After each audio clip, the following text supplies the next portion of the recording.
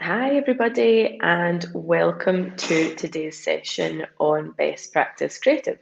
I am Laura, one of the founders at Tag Digital, and for anyone that doesn't know us, Tag Digital supports event organisers reach their goals using paid media. So we've been doing all of these sessions over the last couple of months. They've been really, really popular, and remember that the session is recorded, so you can always share it afterwards and watch it again if you are so inclined. So we will get started on the session on creative. And I would say this is probably the number one topic that our clients ask us about. So everyone wants to know, what copy should I be using? What creative works the best? What are other people doing? So today we've got a whole host of different types of creative. We've got all the copy, we've got loads of examples, and we will jam all of that into half an hour.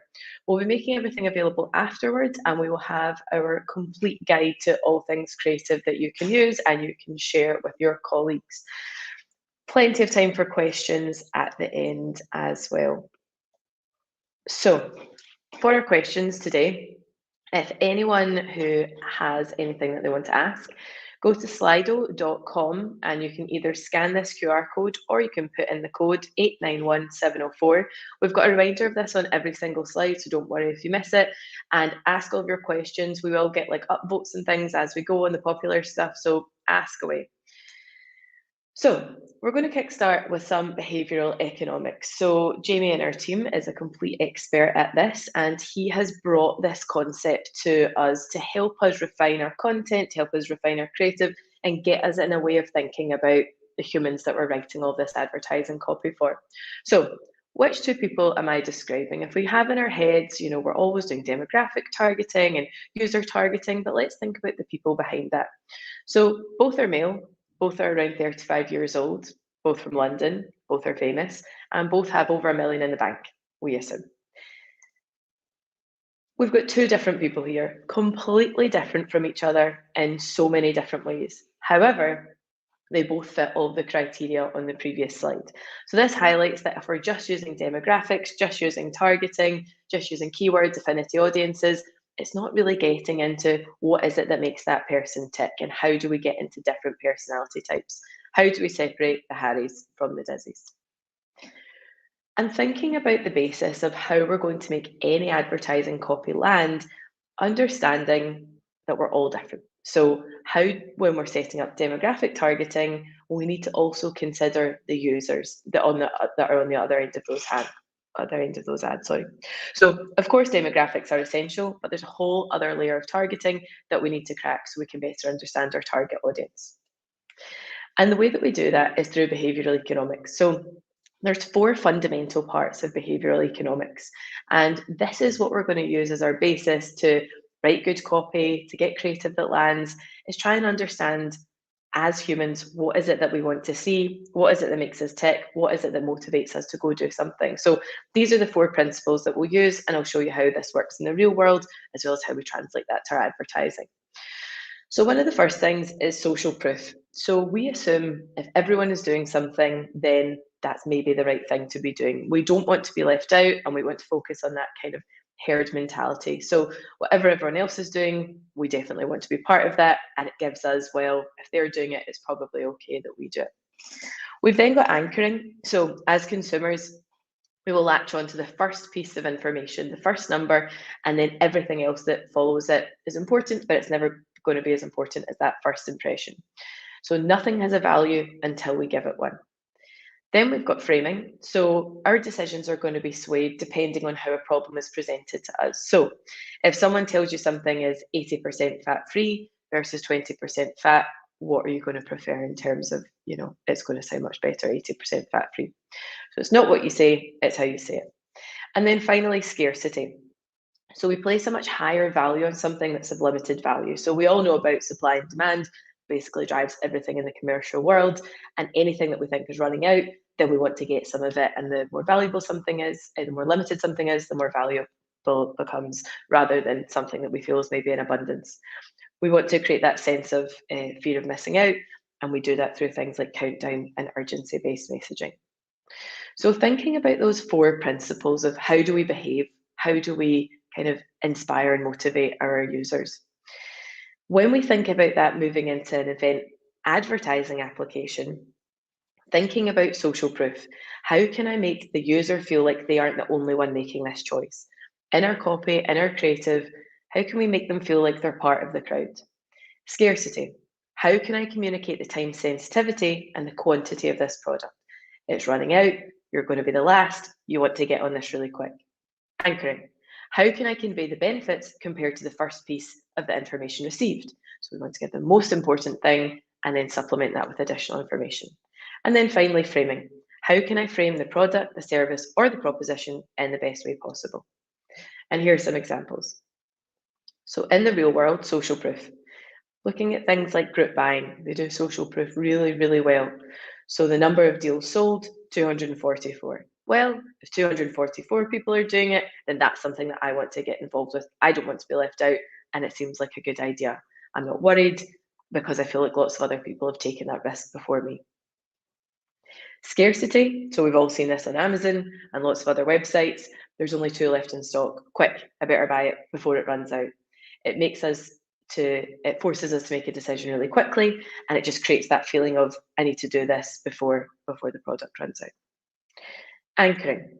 So here we can see this quote was £200 and now it's 60. So the first piece of information that I got was really valuable, and I want to make sure that if I get it at 60, it's really high value because I know what the potential product value was that I was going to pay in the first place. And then framing. So presenting the information in different ways to evoke different emotions and create different decisions. So it's not how we say, it's not what you say, it's how we say it. So in the real world, would you rather eat ice cream that is 80% fat free, or would you rather eat ice cream that's 20% fat? And if you were diagnosed with a potentially fatal condition, would you rather take a pill that gives you a 90% chance of living or a 10% chance of dying? It's exactly the same. So taking those principles, thinking about the real world, and then moving into how do we actually put that into our ad copy. In terms of social proof, we've got event of the year. Register now, 80% returning attendees. Okay, so 80% of the people who went last year and paid X amount for this conference are returning this year. It gives us the confidence to buy. If that amount of people are doing it, they probably aren't wrong, and I'll be fine if I make that choice. Anchoring. Save $200 off the regular price. So this is where we give our early birds and our promotions. We show this is something super high value, $230, buy it today, and you're going to get it for only $30. So we anchor the information, the most important thing, and it's what someone's going to latch onto. Scarcity. Best-selling event of 2020, register now, 98% tickets already sold. We better hurry up, we better buy something, the event's going to run out, and then I think, I wish I'd made that decision quicker. We've all had that feeling of we missed out on something and we don't like it. So this, again, forces our users to make something and make a decision quickly. And then finally, framing. Giving the information in a way that shows that our exhibitors have doubled their sales. So every 9 out of 10 of our exhibitors have doubled their sales, doubled their customer base since exhibiting. You want to be part of that, and you're given that information 9 out of 10 rather than 10% of our exhibitors weren't happy. So thinking about those principles, which are going to run through everything that we're doing. When we're doing different types of advertising, each platform requires us to do something slightly different. And if we go back to more standardized advertising, we use display banners. And we've all seen standard banners, which I'll run through examples of. These are either animated GIFs or standalone banners that run across lots of different websites, whether it's retargeting, programmatic, whether it's pure display. And it allows us to create space to run advertising to our target audience. Now, the way that these work means that we need to design them. So you need a professional designer to create your banners, and maybe there's 300 different options that you could have in terms of sizes. You're never going to do all of those sizes, but it's common that people do maybe between 10 and 20 sizes. And it's going to take a day probably to do the banners, and then you've got changes or you've got GIFs. It's going to take a couple of days, and it might take longer to do different variations. So standard way that advertising's been done will work well, but there's other options. if you're doing standard banners, and people like these because you retain the creative control, it's all going to be perfectly in your brand guidelines, and it's what we're more used to. With standard banners, you're going to focus on one idea. So this is your best practice. You want a clear visual that's going to work on mobile. So keep in mind, 60, 70, 80% of your traffic now is likely to be on mobile, or screen time is going up, and that's just going to keep happening. Do not put tiny text, do not put things that people can't read on mobile sizes. Have a really clear call to action, just have one. You need to keep in mind that if you've got animation running, people probably won't get the gist in just one loop. So allow the animation to keep running, but make sure it ends in under 30 seconds. Keep your banner under 150 kilobytes. So on programmatic, there's no limitation on the size of your banner, but on the display networks, it's under 150k. Designed for the top 9 sizes. So most of ad traffic actually comes through 2 or 3 sizes, but we always say the top 9 probably gives you the best coverage, maybe about 93% coverage. And then have really compelling copy, and of course include discounts or promotions, give people a reason to click on your banner ad.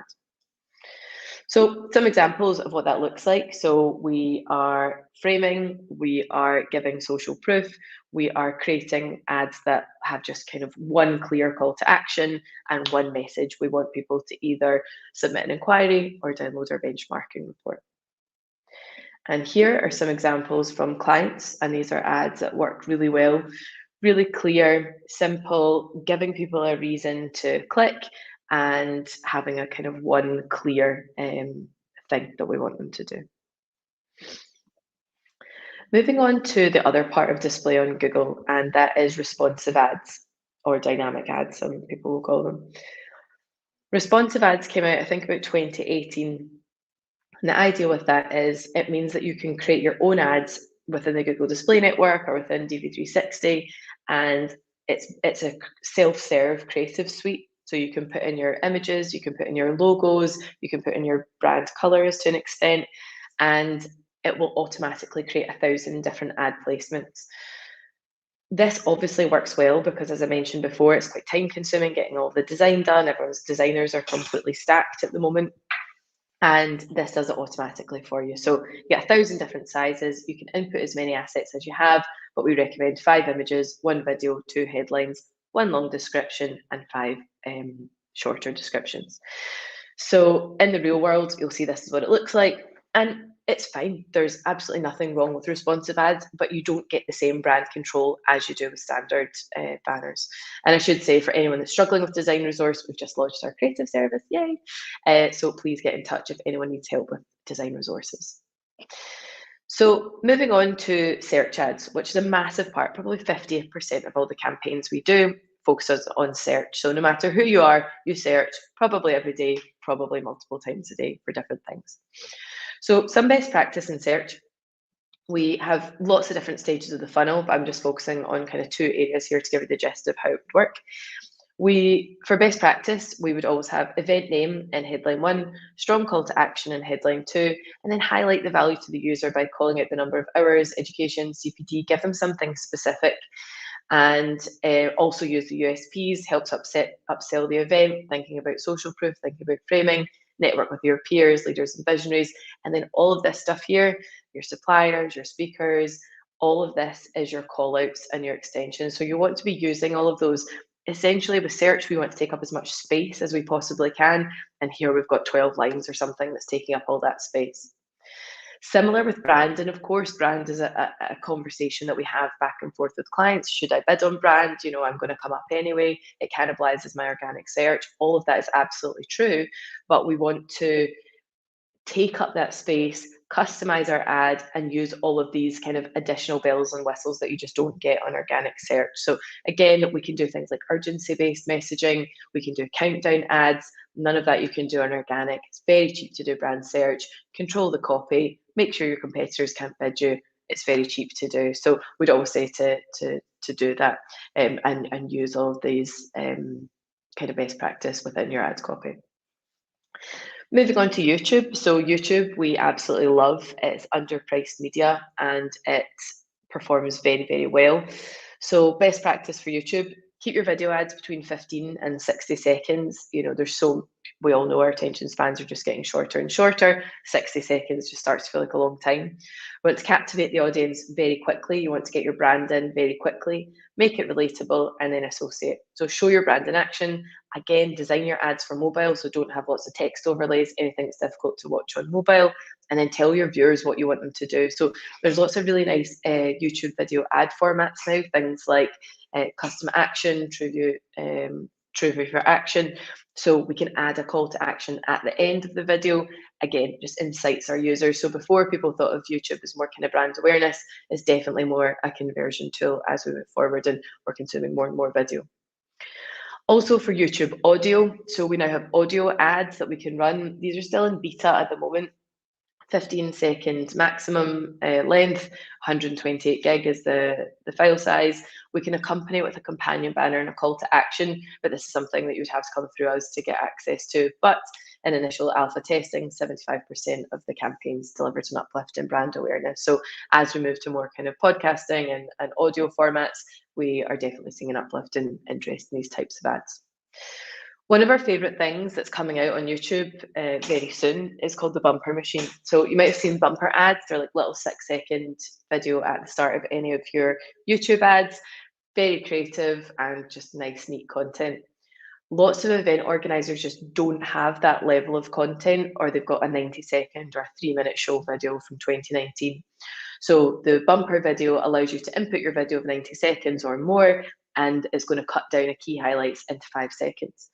It means you can access the bumper format, and all you need is that video to be on YouTube. So really neat little tool, and just kind of cuts out that big piece of editing work that, again, a professional videographer would have to do for you. Moving on to our social platforms and our best practice for creative there. So when we're writing our ads on our social platforms, we want to create compelling social ad copy. So think about tying the text to your visual. Stick again to one call to action. I think sometimes we want to cram everything in, but really we want to just create an ad per call to action. We're communicating the who, what, when, where, and why. You want to be testing different ad copy lengths and then aligning your copy with bottom, top, and middle of the funnel audiences. So at each stage of the funnel, we're going to have a different level of awareness about the event, about the product that you're promoting. So keep that in mind when you're writing the ad copy, that it needs to be relevant to the audience. So communicating the who, what, where, who, what, when, where, and why. This is an ad for one of our clients, Jitex, and we market them as the biggest tech show of the year, which they are, and it is just a massive part of the tech landscape in Dubai. In October 2021 at Dubai World Trade Center. And why would you come? Again, we're looking at things like social proof, and we're looking at framing. You're building long-lasting relationships. People come back to the show again and again, and it's where you can kind of build the biggest tech relationships. So using all of that into your ad copy and using a visual that's going to match alongside it, really strong performing visuals, responsive formats that's going to work across all devices. As I mentioned before, we've got responsive ads which are fitting all different placements across the display network. And we also have similar now on social, so we can use dynamic ads. The positives of those is we've got now lots of different placements on social. So you've got Facebook, you've got Instagram, you've got messenger format, you've got stories formats, you've got all of the different types of ads that need to work. So by having a dynamic format, it means that you don't have to create ads manually for each one of those different placements.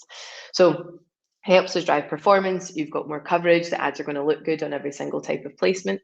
You can launch ads with different combinations of creative assets. And again, and we've spoken about this before, but we're really now relying on the machine learning to deliver the best ad to the best user at the right time. So A/B testing is dead. We don't need to do that anymore. We can just create all of the different assets and images that's going to work well for our audience, feed that into the machine, and the machine will do that heavy lifting for us. Your ad frequency is also going to be lower because users are seeing different variations of the one ad. One of the downsides, and this is just how it is at the moment with responsive formats, is we don't get performance breakdowns. So clients often say, what image size is best performing? We're not going to get that. We'll just kind of know roughly what's the top performing but we're not going to get the kind of nitty-gritty of how many conversions per ad format, which is partly to do with iOS 14, but also that's just the way that responsive formats are working. So some examples of what that actually looks like, you can see here, these are different formats, and it creates, I don't even know how many there are, 200, 300 different formats. It makes sure that the ad is going to work. We've got our logo, we've got our copy, we've got our call to action, and we've got our image, and it will show for each type of placement that we need it to. And then one of the other best types of social proof that we really like for our social platforms is event ads, which have recently been released on LinkedIn.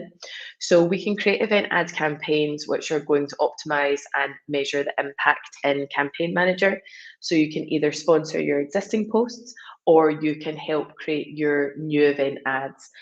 The thing that's going to work the best about this here is you can see the social proof. So we can see that 52 people are attending, including one connection. So if that person's going, if my competitor's going, if my supplier's going, if my team are going, then this seems like the right type of ad, the right type of event for me. So it's integrating all of those things that get us to go. You could add things like, 90% of tickets already sold, kind of use that scarcity in your ad copy. But taking all of those things, and obviously for events, as well as having the online event, you can have the joining details there. It's going to help you drive additional registrations and help measure the impact of your event. So great, we've managed to get through everything and we still have some time for questions. So do I have any stats on best CTAs? I think that's a really good question. And what I know from social is, even though that's not the one that we would want, Learn More is the most popular, and that's the one that actually gets the most clicks. I think it's probably because it's the default, I would say.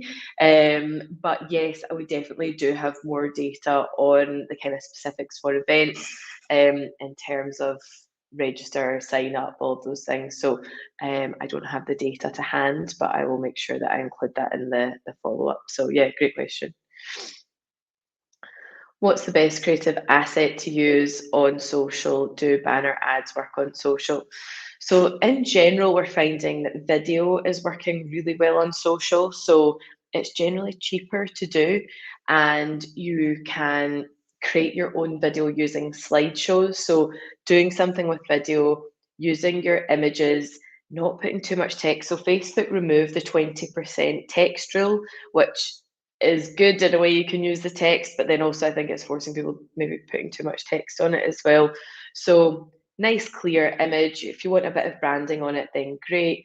And using video, I would say. So you can't use banners really. I mean, you can't use GIFs in the same way on social that you can on Google, but you can do kind of nice slideshows and videos and things like that. So would recommend something like that on social. And how many variations of banners would you recommend using? So the creative service that we've just launched, we kind of spent a lot of time looking at campaigns and how many objectives people have. And generally that's going to be 3. So typically for events, you might have something around data building. So we want to drive people to a webinar, to a form, to a report, something like that. So we're going to build data kind of early on. We're then going to have something for XProm, sponsorship, revenue driving. So that's number 2. And then we're going to have something for visitors and attendees, which is 3. So we've decided that 3 is the best variation that we think. And if you don't have 3 objectives, then what our clients are doing is testing different variations, adding things, maybe a speaker banner, a sponsor banner, an attendance banner, something like that. So I think to run a decent campaign over 12 weeks, 16 weeks, then we kind of want 3. I did hear of a client recently using 50, which is definitely too many. And I think if you have too many, you're just not going to get exposure. The frequency is going to be low and you won't really have any kind of data to back it up. So 3 is what we've come out with. If we did a year-round campaign, how often can we introduce new banners? It's a good question. So learning phases are a really big thing in all advertising platforms. So on Google, on social, you've got a learning phase, maybe 2 or 3 weeks. and we wouldn't recommend changing anything in that time. And sometimes clients want to change things just before events have happened or just before a platform launches, but actually we're better letting it run and give the machine learning more data to feed that ad that you're serving. So maybe something like monthly would be something to introduce, but capping yourself at you've got, say, 3 to 5 images or banners that are running for any campaign, because any more than that, typically you're going to kind of run out of inventory or you're spreading yourself too thin. So I think it's fine to keep introducing it. What I would recommend is not swapping them out all the time. So over time, yes, you're pausing it, but every month you don't want to completely refresh the creative. So you're adding until you maybe hit 3 or 5 as a total of ads that are running, and then pause your lower performers and then slowly add in. So I think what happens with marketers is, I'm so sick of seeing that ad. I'm seeing that ad all the time. My boss is seeing that ad all the time, but it's kind of exaggerated to you. You know, you're seeing that constantly. So, keep in mind that your users aren't seeing that ad as much as possible. And also, people will ask us about frequency, anything from kind of 8 to 15, 16, 17 times in terms of how many times a user is seeing that ad. We're not worried about. If you're getting into 20, 25, 30 times, it's probably too much and your audience is too small. But keep in mind, it takes us 8, 9, 10 times really of seeing an ad for that to trigger. It's just that you think it looks high, but we're served with 3,000 ad messages a day or something like that. So it does take a long time for it to land. So keep that in mind, that frequency needs to be quite high. And yeah, probably 3 to 5 ads at any one time in a campaign for an objective. And you maybe want to test things for about a month before you add in anything new. Let me see if there's any other questions. No, I think we've covered them all. So thanks so much for joining. And as I said, this will be made available afterwards. We will email everybody a link, and feel free to share that. We'll put that onto our website. If you've got any other questions, then please email me, laura@tagdigital.co.uk. Thanks for joining, and hope to see you next time.